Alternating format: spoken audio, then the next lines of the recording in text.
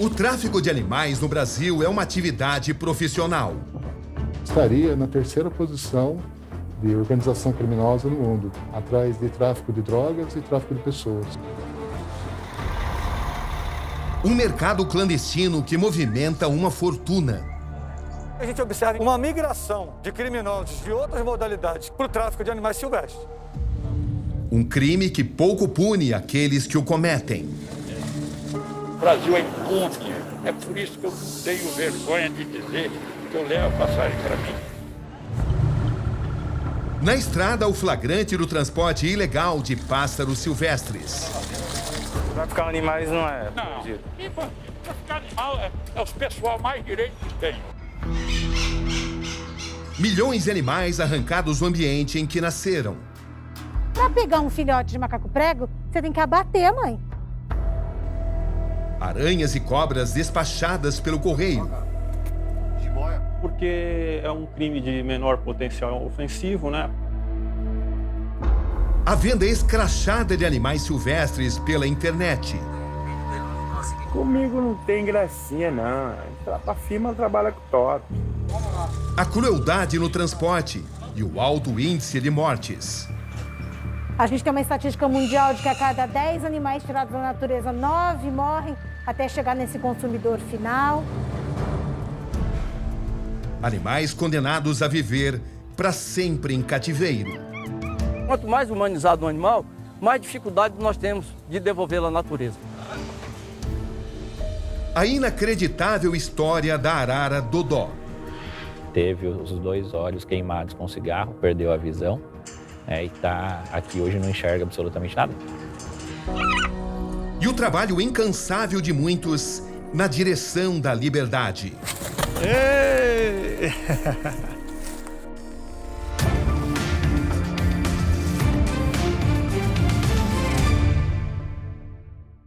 Boa noite. Os dados são inquietantes.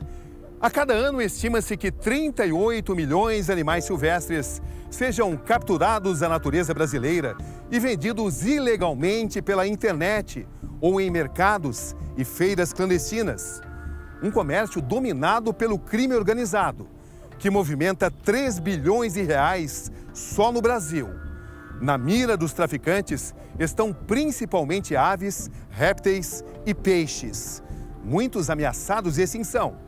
No programa de hoje, você vai ver uma reportagem exclusiva sobre o tráfico de animais. Aqui, Roberto Cabrini. E este é o Repórter Record Investigação. Na rota do tráfico de animais. Sirene ligada.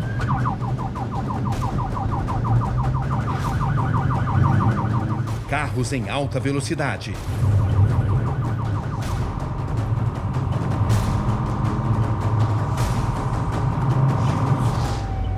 Estamos na Bahia.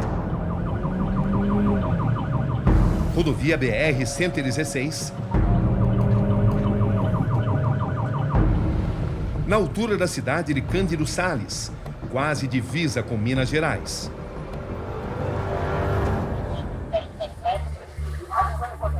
Uma grande apreensão acaba de acontecer. Não são drogas ou armas, mas sim outro produto que está entre os mais rentáveis para os criminosos em todo o mundo. Animais silvestres. 10, 20, 30, 40, 50. Dezenas de pássaros, de diversas espécies. Cardeal, Canada-terra, tico-tico e cristinha. Todos muito condensados em espaços muito pequenos. O pessoal está fazendo a contagem agora. Com a prancheta em mãos, os agentes catalogam os animais e descobrem que nem todos resistiram às condições cruéis de transporte. Outro morto aqui também. 3 mortos ao todo. Eles eram levados nesse carro, parado por uma irregularidade na placa. Durante a abordagem, os pássaros foram encontrados. As caixas estavam envolvidas nesses tecidos, nesses lençóis, embaixo dos bancos. E no total foram encontrados 177 animais. Além da falta de espaço, os bichos têm pouco alimento e quase nenhum acesso à água. Bebedouro só tem aqueles poucos lá, seu Sebastião? É 4 só. Só tem os 4 mesmo. O dono do veículo é autuado pela Polícia Rodoviária Federal. Só tem 20 dias para poder apresentar a defesa no INEMA. O endereço do senhor informado aqui, o senhor vai receber o auto de multa. Ele é notificado pelo crime de tráfico de animais silvestres. Numa tentativa de enganar os policiais, garante que todos os pássaros eram para criação própria, o que também seria crime. Você ia pegar esse cenário todo para criar. A apreensão deixa seu Sebastião indignado. Sabe por quê? Que eu Beatriz faz comigo? Que eu tenho endereço, sou cidadão de bem. Não tem direito a nada nesse país. Nada. Ele tem direito desse hobby. Mas ele não mostra o mesmo sentimento em relação ao bem-estar dos animais que transportava. O senhor acha que são maus tratos? Não. O homem de 66 anos tenta se justificar. Diz que a criação de pássaros poderia evitar que jovens se envolvessem com drogas. Cada filho que morreu tivesse cuidando do passarinho, às vezes não tinha morrido. Estava aí hoje, seus pais. Você acha que isso justifica, seu Sebastião? Justifica. Você acha que justifica tratar os animais assim? Justifica sim, ué. Aos poucos, ele admite que tinha outros planos para os pássaros que transportava. Não vendo, a maioria fica descanada, a maioria só... O resto o senhor vende? Ah, o senhor vende um canário por quanto, mais ou menos? Para me vender um canário dele, 40 contos. 40 reais? É. Seu Sebastião conta que negocia pássaros há 15 anos. E revela que não é a primeira vez que tem problemas com a justiça. Você já respondeu pro crime local? Já respondi não. O transporte, a venda e a posse de animais silvestres são crimes previstos na lei ambiental brasileira. O comércio de algumas espécies só é permitido pelo IBAMA quando o animal vem de um criadouro registrado pelo órgão ambiental. Se anilhar o passarinho não pode ter? Se for legal, né? É legal. Mas nessas condições aqui tava legal? Isso aí pode, não tá legal, mas também é um troço comum. É comum isso aí. Você comum pode fazer? Não sei. Quando o carro começa a ser guinchado, seu Sebastião resolve contar alguns segredos do submundo do tráfico de animais. Pode gravar aí, eu quero que você esteja gravando isso que eu tô falando aqui. Hoje um passarinho de 300 mil é perigoso você ter dentro de casa. Você sabe disso? Qual é um animal de 300 mil? Trinca-ferro. Um trinca-ferro é 300 mil? 300 mil. E tem aqui na região? Tem. O valor impressiona. Mas ele diz que só os principais traficantes do país conseguem vender animais por preços como este. Se eu vendesse um passarinho para esses caras, eu tava rico. Rapaz. Qual foi o mais caro que o senhor já vendeu? O mais caro que eu vendi, 1.000 conto. Dessa vez ele vai ficar sem nada. Todos os 177 pássaros ficarão com a polícia. Humilhante, rapaz. Esse cara tem que respeitar o cidadão que não é bandido. O senhor não é O cara bandido? que é trabalhador tem Para que o ser senhor, um respeitado, bandido tem é que ser quem respeitado. comete quais crimes?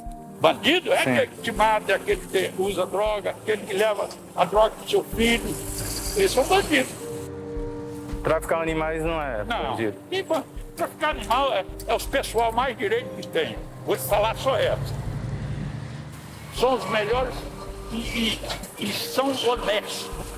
Quem lida com... Esses são os honestos. Mesmo pego em flagrante, seu Sebastião não será preso. Ele assina um termo circunstanciado e é liberado. O Brasil é impune. É por isso que eu não tenho vergonha de dizer que eu levo passarinho para mim.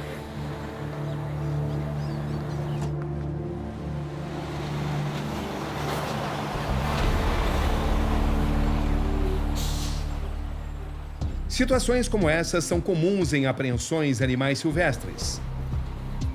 A lei ambiental promulgada em 1998 prevê penas brandas para quem a infringe.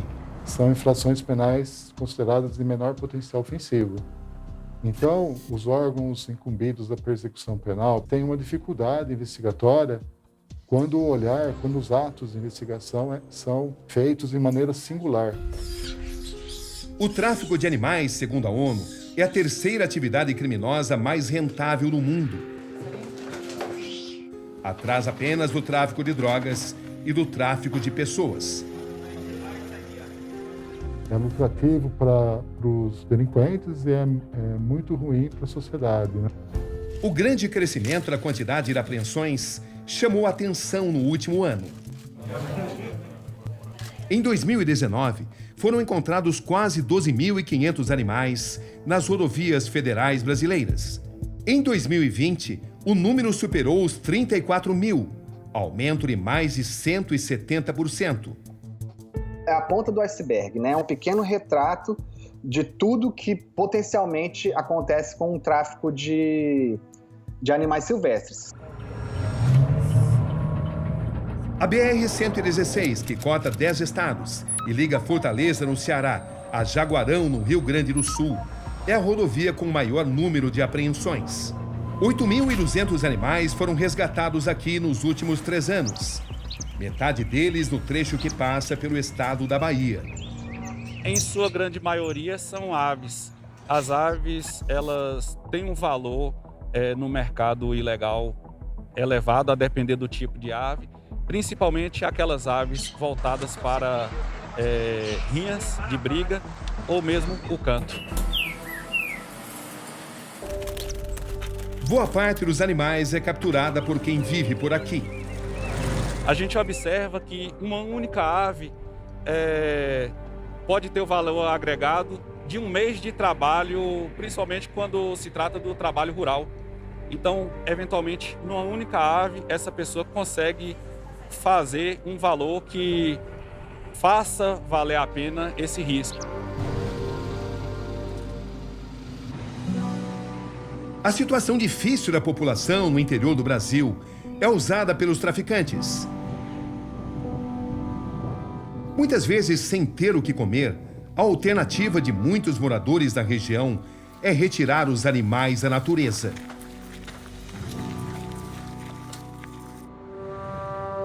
Para conhecer essas pessoas, deixamos a rodovia e seguimos rumo à zona rural de Vitória da Conquista. Chegamos à comunidade do Sagui, lá de seu Osmar, há 57 anos.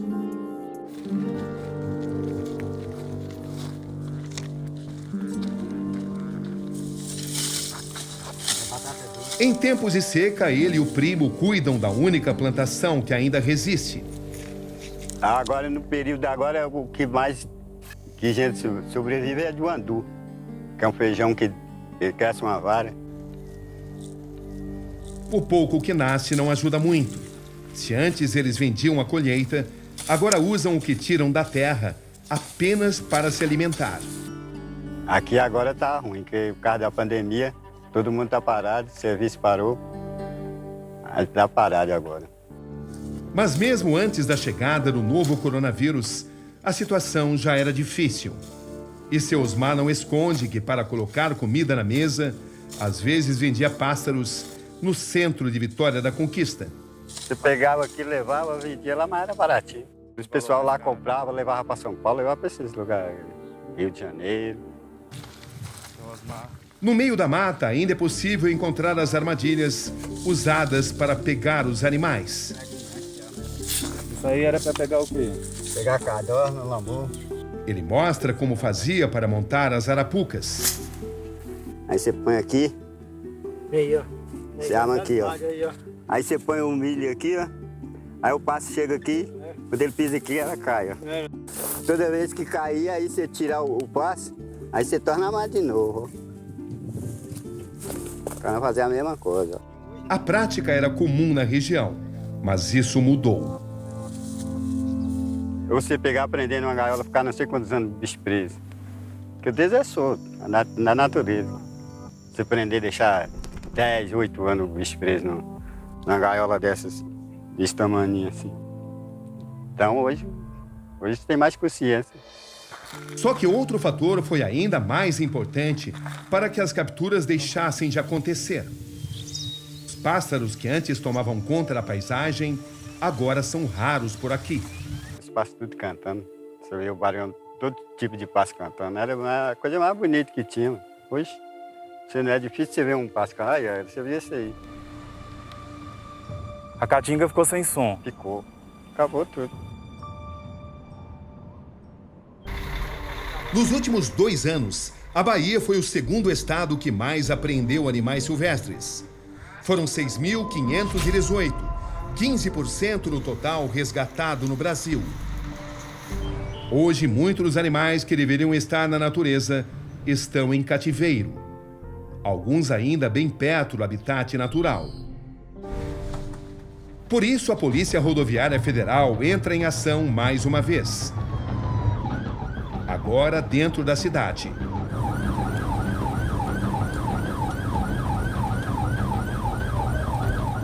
O PRF chegou aqui em uma residência onde também há uma denúncia de que há a criação de pássaros, de animais silvestres. Eles vão averiguar. A fachada parece ser de uma casa pequena. Só Aparecido, tá aí? Cadê ele? Saiu. Mas lá dentro, um corredor estreito leva a um quintal enorme, lotado de pássaros silvestres. Pronto, bingou, viu? Muito, não é pouco não. Na parte externa, um grande viveiro e algumas gaiolas. Tem que localizar ele, entendeu? Já a edícula nos fundos parece uma prisão de pássaros. Paredes e todos os cômodos tomadas pelos animais. Aves, inclusive, dentro do sanitário, ao longo de toda a casa, na cozinha, nos corredores, repleto de gaiolas e uma quantidade enorme de aves nos viveiros. Todos eles com valores definidos no mercado do tráfico. Você pode ter aí de 50, 100, 300 e você encontra até milhares de reais aí, uns que já são mais premiados, né? 70% dos animais traficados no Brasil são pássaros. Capturados em diversas partes do país, eles são levados, em sua maioria, para a região sudeste. Animais comprados a R$2, R$3 que vão ser vendidos nos grandes centros urbanos, como Rio de Janeiro e São Paulo, a R$300, R$400. Então o lucro acaba sendo muito grande para o traficante de animais silvestres. Os que sobrevivem são negociados. A dona da casa onde os pássaros foram encontrados prefere não aparecer. Ela diz que o responsável pelos animais é o marido dela, que não está no local. Hã? Já calma, não adianta a senhora esperar. A senhora sabia. Pois é, a senhora sabia, se ela tiver que falar com ele para ele parar de... Mas não escuta. A quantidade de pássaros assusta. Até os policiais acostumados a esse tipo de apreensão ficam impressionados. Rapaz, é muito pássaro. Para transportar todos, os agentes precisam otimizar o espaço. Eles começam a organizar os pássaros em um número menor de gaiolas. Já mudou, tá adulto. Dentro do viveiro, um funcionário do INEMA, o Instituto do Meio Ambiente da Bahia, tenta capturar os canários da terra. Eles serão levados para um centro de tratamento e recuperação de animais. Mas nem todos terão a chance de se reabilitar. Você encontrou também espécies mortas aqui no viveiro? Isso, encontrei dois canários mortos. Justamente por conta das condições que realmente de maus tratos mesmo, que os animais aqui são colocados nesse viveiro, nem posso chamar de viveiro, né? É um depósito. Assustados, os pássaros resistem. Fogem de quem quer resgatá-los. Um dos animais tem uma anilha na pata. BCSO. BCSO. Isso provaria que ele é registrado por órgãos ambientais e poderia ser criado em cativeiro, mas o agente desconfia. Pode perceber que essa anilha está um pouco larga. Isso é indício de falsificação. O processo leva quase 1 hora. Até que todos 134 pássaros estejam prontos para ir embora. A retirada das gaiolas começa. E o desafio agora é encontrar espaço para transportar todas elas. Um caminhão chega para ajudar. Nele serão levadas as dezenas de gaiolas vazias que sobraram. A preocupação inicial nossa foi resgatar aqueles animais e uma segunda preocupação é retirar aquelas gaiolas para destruição, porque se você deixa o meio de apreensão do animal ali à disposição, ele continua reincidindo e vai encher aquela quantidade enorme de gaiolas. Os animais seguem para o centro de reabilitação.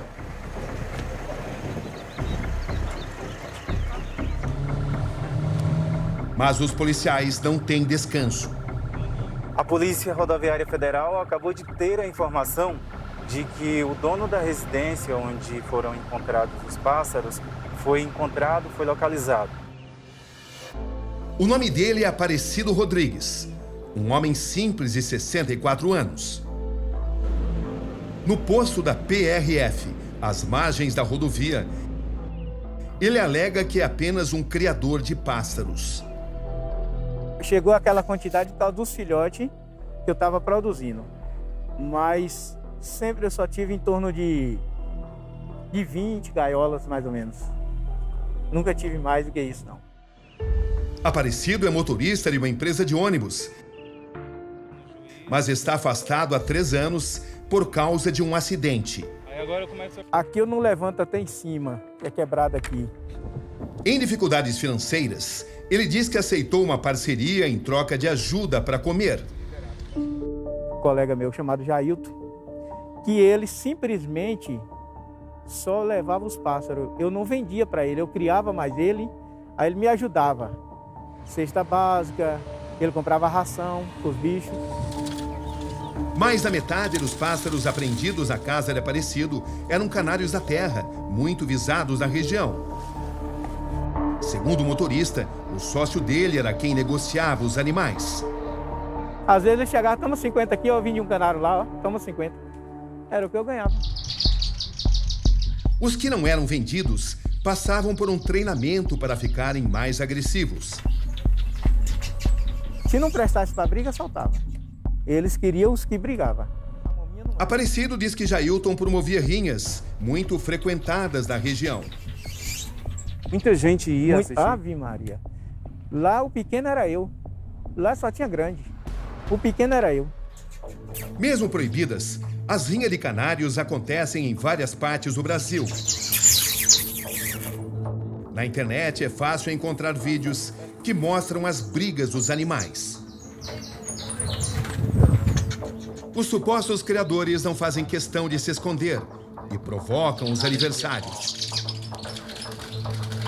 É o desafio aí, eu tenho 4 para desafiar. Aqui, ó, como é que sai pena aí, ó, ó. Aqui, ó, tem bom aí, ó, tem aí, ó, como é que levanta a pena aí, ó. Em Vitória da Conquista, Aparecido conta que as pessoas pagavam para assistir às brigas e também apostavam valores altos na vitória de um dos canários. Teve um cidadão por o apelido de Ceará. Ele perdeu o canário dele, mais 3 mil, fora as postas de 500 para 200, 1.000 para 500. Resumindo, deu em torno de 10 mil reais. O motorista garante que nunca ganhou dinheiro com isso, mas também admite que não fez nada para proteger os animais. Eu não acho que é muita crueldade com os animais? Botar para brigar é, com certeza. Botar para brigar eu acho. E muito pesado. Porque o bichinho já canta, a gente nem sabe por que canta. Eu não sei se é querendo a liberdade, o que ele quer. E depois ainda bota para brigar. Aparecido foi autuado como traficante de animais. Vai responder em juízo pelo crime ambiental e promete abandonar a criação de pássaros. Eu garanto que jamais eu vou prender um pássaro. Jamais. Na minha concepção.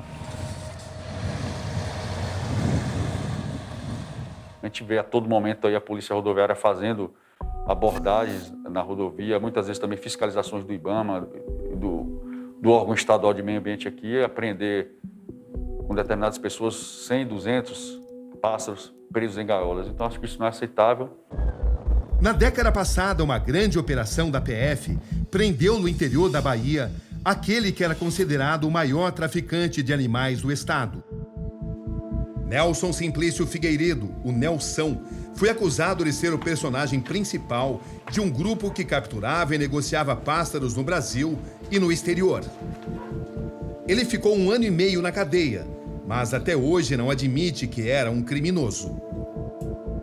Eu, na minha ideologia mesmo, eu nunca fui traficante de animais.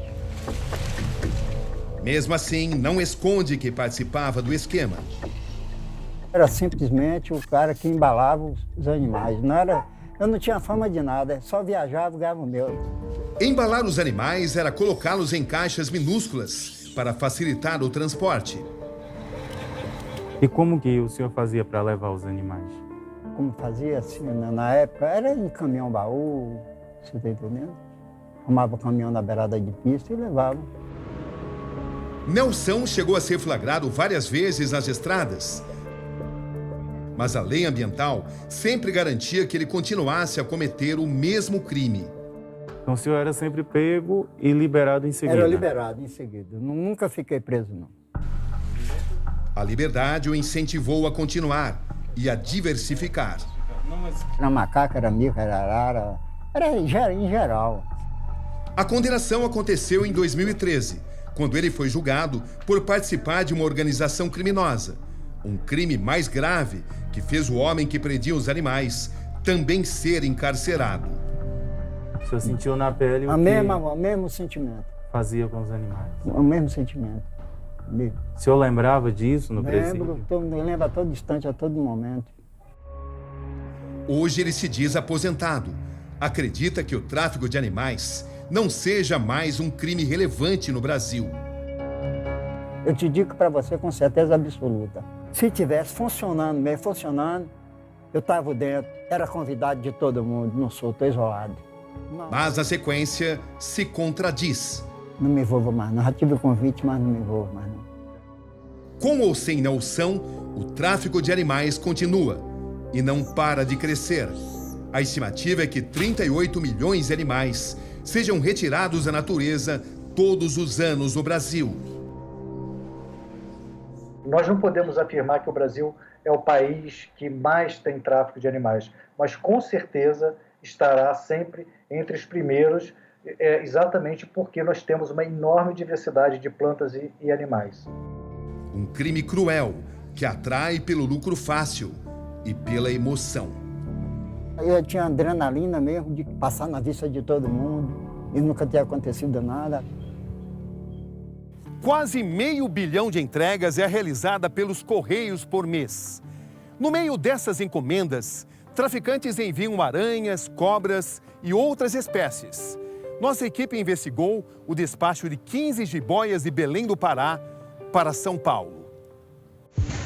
No começo de março, uma caixa sem remetente chamou a atenção de agentes da Receita Federal em uma fiscalização de rotina no Centro de Distribuição dos Correios, em Belém.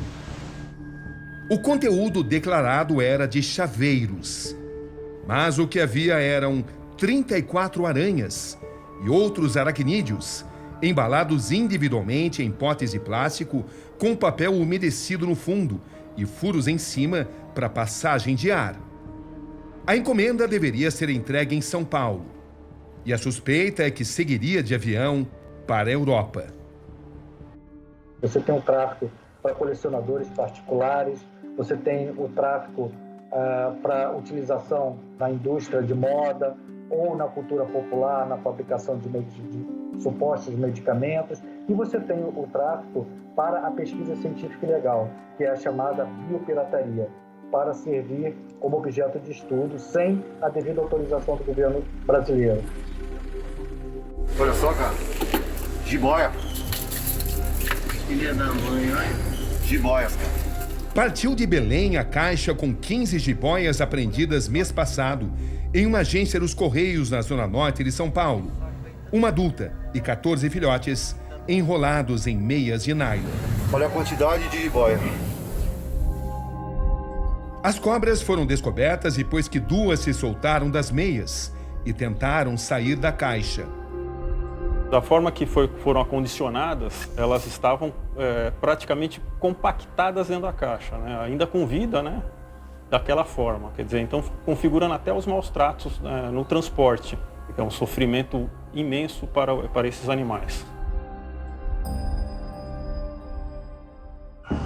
Nossa equipe não encontrou a pessoa que despachou as cobras em Belém. Com o nome e endereço do destinatário, fomos à procura dele em São Paulo. Nós estamos na zona norte de São Paulo, um bairro residencial, bairro de classe média, e a casa em que essa caixa seria deixada, essa aqui na frente. Ó. A gente já descobriu que o proprietário está em casa, está na residência, e a gente vai conversar com ele para entender o porquê essa encomenda seria deixada aqui. Oi, boa tarde, é a casa do Fabiano? Isso. Fabiano, eu sou da Record. Isso. A gente recebeu uma informação de que o senhor teria encomendado algumas cobras. Não, então, eu cheguei já da delegacia. Da delegacia? Nada constou. Mas você não fez o pedido? Você não encomendou? Era no meu nome, né? Mas por que estava aqui no seu endereço? Então, isso que eles estão procurando saber. Você não sabe? Não, não sei. Que é estranho, né, por ter vindo aqui do seu nome do nada. Da maneira que vocês estão falando, como se fosse fazer tráfico. É que encomendar as cobras é tráfico, né? Você está encomendando, trazendo... Tráfico, isso. Agora precisa saber porque encomendaram no meu nome. Tem que perguntar para o traficante que mandou, não para mim. Tá bom, o senhor foram liga pra encontrados gente, na então. casa dele 6 vidros também com cobras, né? Conservadas num líquido, né? Esses animais também foram apreendidos e serão encaminhados para a perícia, né? Tinha jiboia, tinha cascavel, coral, outras cobras, né? Uma cena incrível. Um ser humano provocando uma cobra naja. Uma espécie com veneno altamente potente.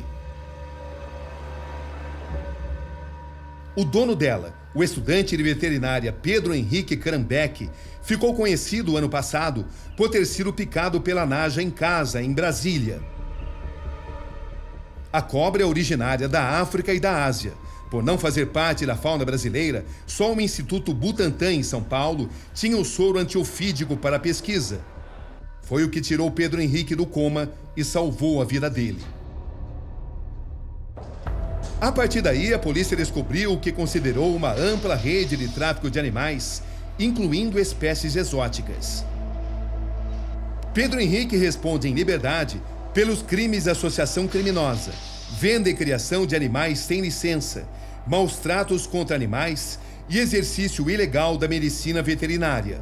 São 23 acusações, uma para cada cobra que, segundo a polícia, ele criava.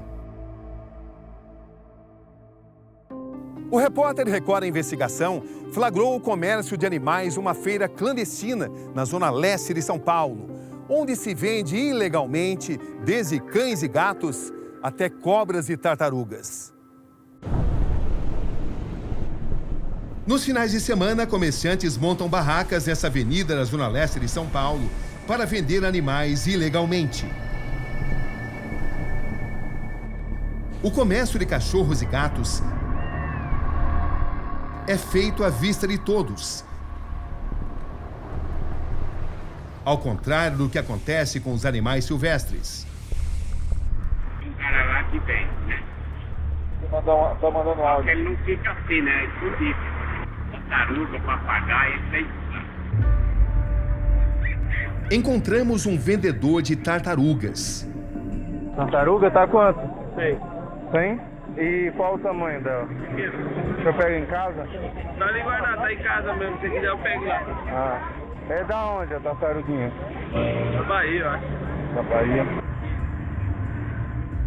Uma mulher oferece um filhote de jararaca e mostra a foto no celular. É, senhor! Filhotinha, tá lá já pra pegar e levar. E ela fica onde? Ela tá dentro da minha casa. Só que assim, você pode comprar um aquário. Essa daí tá quanto esse filhote? R$ 500 pra você. Uma cobra dessa aqui é mais de R$4.000. Ao contrário dos outros, que não expõem os animais, este homem exibe o que vende. Que raça é?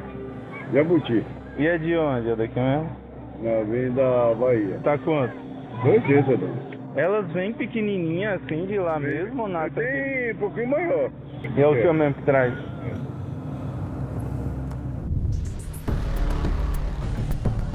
Estamos agora em Duque de Caxias, Baixada Fluminense.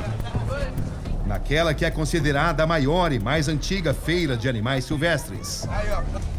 Ela funciona todo domingo, apesar da fiscalização intensa. O comerciante em Duque de Caxias age da mesma forma que observamos em São Paulo. Ele fica vendendo, negociando o animal dentro do espaço da feira, mas uma grande quantidade de animais ele fica de forma depositária num acesso remoto dele, um carro, um abrigo, e existe também uma cadeia de informantes, né, que avisam ele quando da chegada da Polícia Militar. Aquele contraventor lá na ponta da linha, ele é só parte de todo esse esquema. As apreensões da Polícia Ambiental do Rio de Janeiro aumentaram 48% do ano passado para cá. Na feira do último domingo, os policiais encontraram um sabiá laranjeira e um canário da terra.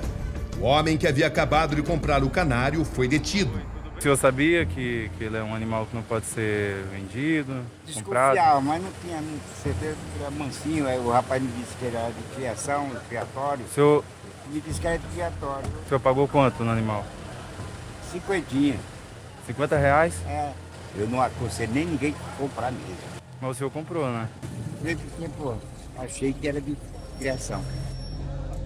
Existe, em termos, uma aceitação social para esse tipo de crime. A gente observa pais adquirindo animais para dar de presente para o filho e não se achando culpado pelo que faz, mas, na verdade, esse consumidor final, ele alimenta tudo isso que a gente está narrando aqui.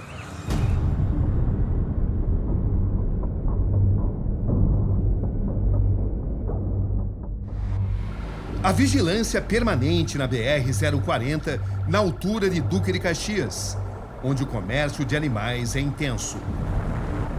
No ano passado, foram apreendidos cerca de 600 animais nesse ponto da rodovia.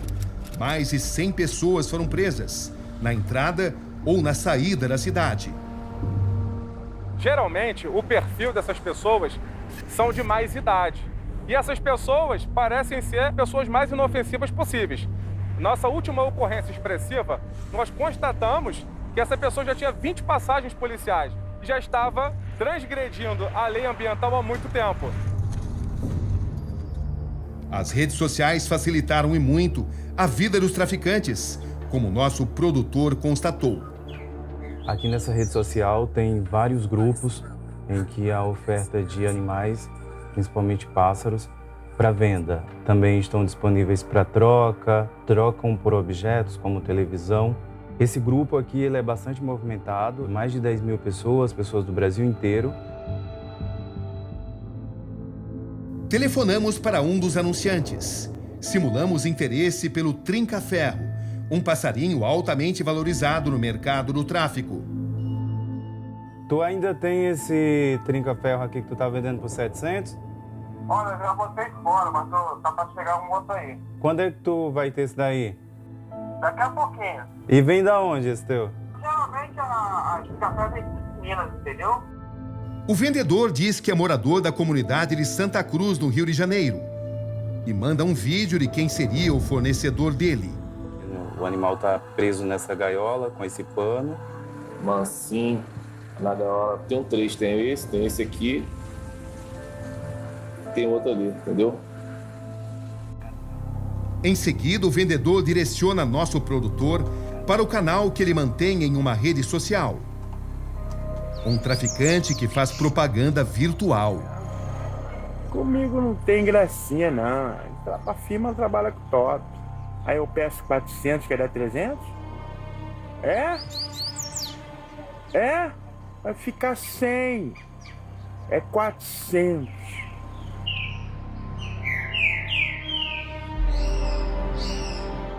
Mas para onde são levados os animais apreendidos pela polícia e pelo IBAMA? Eis a questão. E será que esses bichos, vítimas de tráfico, podem voltar à natureza? Todos os dias elas passeiam pelo pátio do Setas, o centro de triagem de animais silvestres em Vitória da Conquista, na Bahia. É do sol que as cobras tiram energia. Normalmente elas chegam aqui em condições, não estão machucadas. Então a gente só faz devolver à natureza, mas quando estão feridas, a gente contém, né, da maneira correta, né, e coloca remédio, medica através de injeções, não segura por muito tempo. Esta é uma cascavel, uma cobra peçonhenta. No centro estão mais 3 iguais a ela.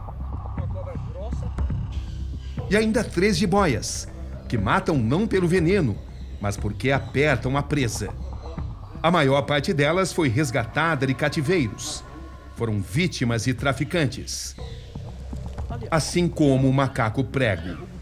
As pessoas começam a criar quando novinho, acham muito bonitinho, né, sensível, daí a pouco o animal começa a ficar agressivo, eles não podem mais criar.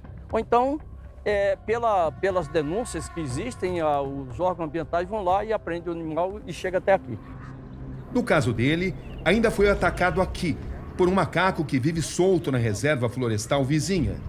Gravemente ferido, precisou ter a mão amputada. Os veterinários dizem que se fosse solto, a deficiência reduziria as chances de sobrevivência na disputa por território lá fora. As onças pardas chegaram a 6 meses.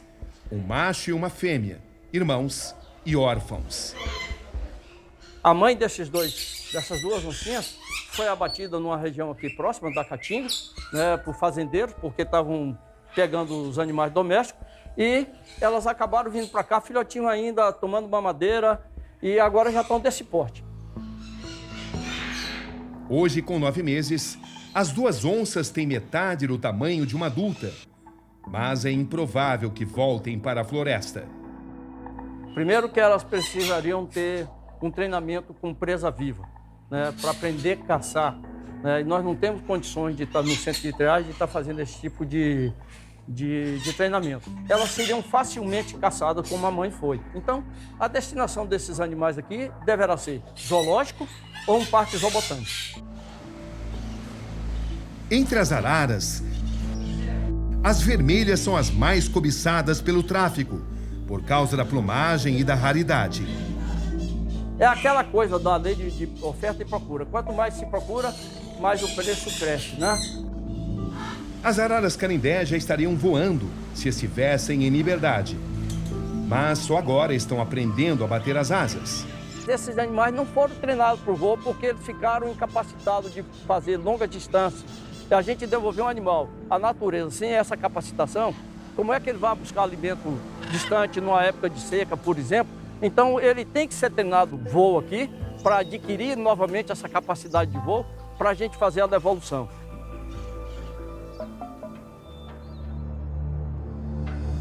O Centro de Recuperação de Animais Silvestres, instalado no Parque Ecológico do Tietê, em São Paulo, recebe em média 12 mil animais por ano. A maioria, aves apreendidas durante o transporte, em feiras ou em casa, criadas feito bichos de estimação. Nessa primeira ala ficam os tucanos. Esses são tucanos grandes, mas normalmente como é que eles transportam um tucano? Para venda, geralmente os animais são filhotes. Então são pegos pequenininhos, às vezes sem penas, né? Absolutamente indefesos, amontoados numa caixa ou em malas ou em carros, partes escondidas dos carros. Nessa outra ala são as araras. É muito comum, inclusive, o brasileiro ter em casa, né? A gente vê que tem muitas famílias que têm uma arara em casa. Araras e papagaios. E papagaios, isso é muito comum. Infelizmente, é muito comum. As pessoas acham que é bonito, é um animal que tem a habilidade de imitar a voz humana e por isso é interessante ter em casa. Só que é um pecado, né? Porque é um animal que voa, que vive aos pares, que vive em grandes grupos e ele fica completamente cerceado da sua liberdade. No caso das araras e papagaios, eles chegam machucados também? Olha, esses animais filhotes, eles são alimentados com papa, né? Eles não têm habilidade de comer sozinhos ainda. No ninho, os pais estariam dando comida. Quando eles são comercializados, as pessoas dão papa de fubá, né? Pobre pra caramba e geralmente muito quente. Então, pelo menos 10% dos filhotes de papagaios que a gente recebe tem queimaduras no papo. Às vezes até perfuradas, porque a temperatura é inadequada da comida. A gente chega a receber 500, 600 filhotes de papagaio de uma única apreensão. Então, você imagina que isso é uma fração minúscula do que acontece na realidade. O centro mantém em alojamento uma média de 1.500 animais. Só nessa outra ala são 5 macacos, a espécie deles? Macaco prego. Como é que eles são traficados, os macaquinhos? Esses animais são pegos muito filhotes e até quase 1 ano de idade eles ficam nas costas das mães e dos pais, na família de macacos. Então, para pegar um filhote de macaco prego, você tem que abater a mãe. E esse animal é vendido como um nenê. A estimativa é que apenas 1 em cada 10 animais traficados chegue ao consumidor final. Os outros 9 morrem pelo caminho. Para o traficante, esses animais são descartáveis, né? Ele vai lá e pega de novo e vende de novo, não faz mal que morra. A população desta ONG no interior de São Paulo está condenada a viver para sempre em cativeiro. São cerca de 200 animais adultos, capturados ainda filhotes, que ficaram afastados da natureza por muito tempo. São animais que foram subnutridos, né? Então que são fracos, ou que cresceram de repente tortinhos. A gente tem ave que passou muito tempo em cativeiro pequeno, então tem atrofia muscular, não conseguiria voar de novo. Os cachorrinhos do mato são animais que não tiveram processo de aprendizagem de como caçar, mas todos em comum, infelizmente, essa necessidade de permanecer o resto da vida em cativeiro. A maior parte foi apreendida em casas ou apartamentos. Como a vovó Elza, uma fêmea de macaco prego. Ela tem 40 anos e 40 de cativeiro.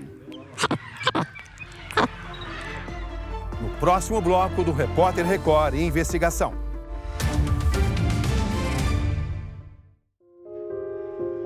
Esta é a vovó Elza, uma fêmea de macaco prego.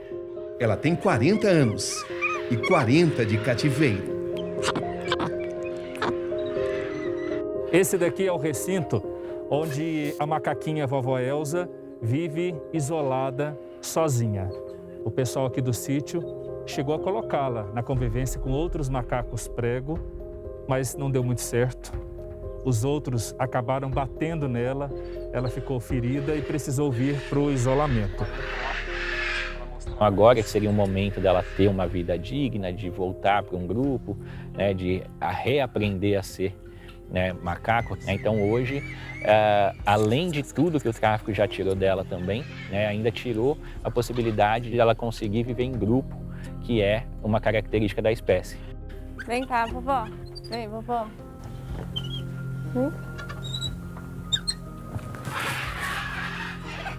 Ela adora larvas. Olha só, a gente vê que ela tem algumas falhas nos pelos, tanto no rabo quanto aqui na cabecinha dela. Isso é resultado do tempo prolongado em cativeiro. Segundo os veterinários, quando eles mostram os dentes assim, significa que estão assustados, que estão um pouco acuados até, incomodados com o que está acontecendo ao redor. Então a gente tem a falsa impressão de que ela está sorrindo, mas na verdade não está. Você desconfia que tem alguma relação com os maus tratos que ela sofreu. Eu acredito que sim, né? Porque é só com homens, né, que ela fica mais assim. Com mulheres, ela, tipo, no começo ela até fica um pouquinho assim com dificuldade, mas acaba indo, né? Depois que ela toma confiança. Mas homem, ela dificilmente ela vai. Muitas pessoas têm um animal ilegal, às vezes por desconhecimento ou herdodomatia. Está previsto, né, nas normas regulatórias, a pessoa que faz a entrega voluntária, ela não sofre sanção, então você não precisa ter medo. Entregar preferencialmente para um centro de triagem e reabilitação de animais silvestres. E o melhor é isso, dependendo do caso, pode até vir a ser solto. Esta arara vermelha que vive no interior de São Paulo é um exemplo da crueldade que envolve o tráfico de animais. Em instantes, no Repórter Record Investigação.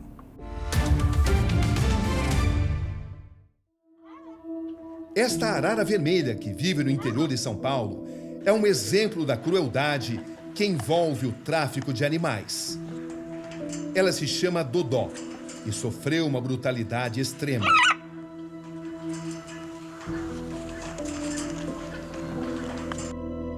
Ela teve os 2 olhos queimados com cigarro, perdeu a visão. E está aqui hoje, não enxerga absolutamente nada, está adaptada ao recinto dela, consegue comer, consegue subir, descer.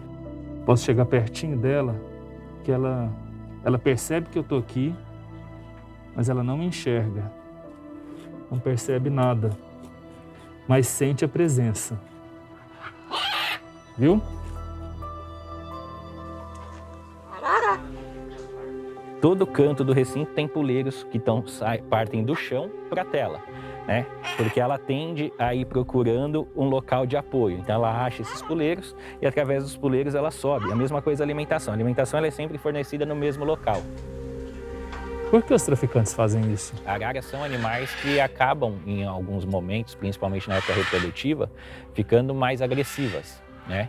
Então é comum a gente ver esse tipo de atitude por simples retaliação. É uma bicada que foi tomar, né? Uma investida que o animal deu.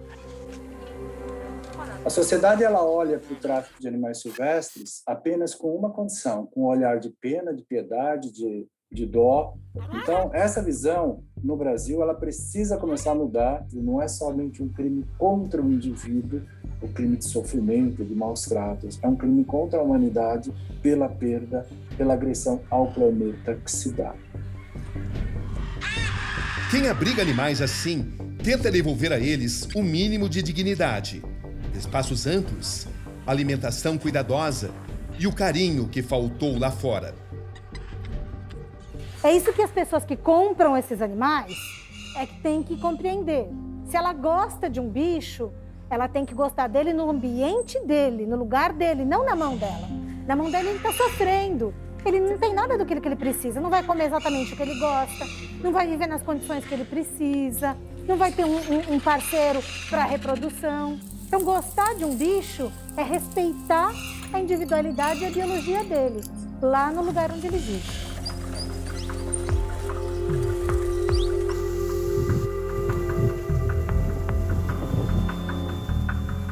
A crueldade, o lucro fácil, a exploração. Quando esses animais, afinal, serão tratados com a devida dignidade? Quando? Lembrando que você pode ver e rever todas as nossas reportagens no Play Plus. Aqui, Roberto Cabrini. E esse foi o Repórter Record Investigação. Boa noite.